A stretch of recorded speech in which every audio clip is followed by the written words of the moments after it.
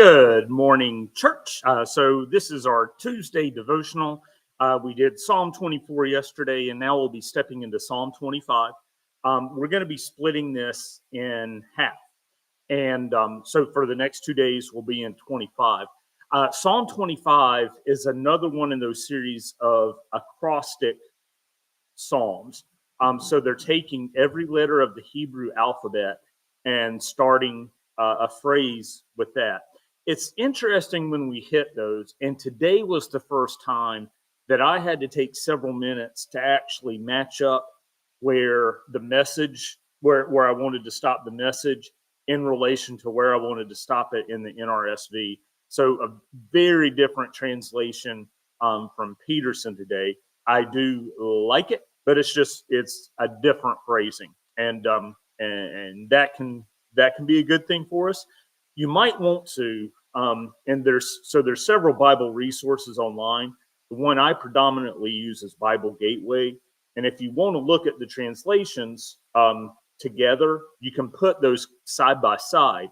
The Peterson does not number his lines. If you are unaware, the numbering system that we use is a modern invention, and so in some ways, it's more appropriate in reading the message if we were going to be looking at the original Hebrew, but it's also a heck of a lot easier on us as just a way to know where we're referencing. So this is Psalm 25. To you, O Lord, I lift up my soul. O my God, in you I trust. Do not let me be put to shame. Do not let my enemies exult over me. Do not let those who wait for you be put to shame. Let them be ashamed who are wantonly treacherous. Make me to know your ways, O God. Teach me your paths. Lead me in your truth and teach me. For you are the God of my salvation. For you I wait all day long. Be mindful of your mercy, O God, and of your steadfast love, for they have been from of old. Do not remember the sins of my youth or my transgressions. According to your steadfast love, remember me, for your goodness' sake, O Lord. Good and upright is the Lord. Therefore he instructs sinners in the way. He leads the humble in what is right and teaches the humble his way. All the paths of the Lord are steadfast love and faithfulness for those who keep his covenant and his decrees. And there, once again, you see that steadfast love and faithfulness, God's hesed, that eternal promise of love and devotion. And now, the very different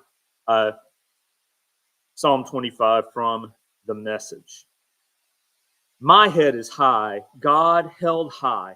I'm looking to you, God. No hangdog skulking for me.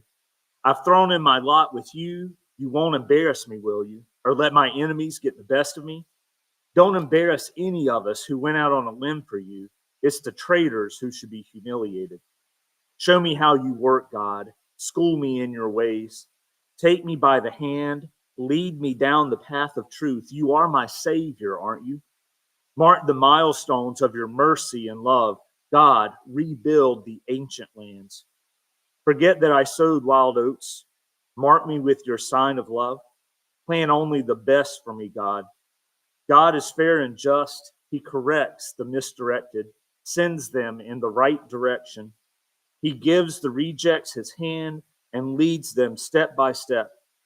From now on, every road you travel will take you to God. Follow the covenant signs. Read the charted directions. Just a little pause for completely ridiculous readings. My favorite line in that portion was, no hangdog skulking for me. And it reminded me of a phrase that my father had used. So my sister was visiting with my parents a while back, and my dad came walking out with a box of saran wrap and complaining to my mother about like store brand saran wrap and why it doesn't have the thing to cut it off on. He was looking for that edge that is normally, I think, at the bottom of some of those saran wrap pieces, but you might have encountered that sometimes it's on the lip of that. And so he brings this, this piece of saran wrap in the box out to my mother. She takes it from him and very gently, actually pulls it up against the edge. And my father says, "Well, I'll be a suck egg mule." What? So apparently it is a phrase. My sister was in hysterics and pretty much had to text me immediately.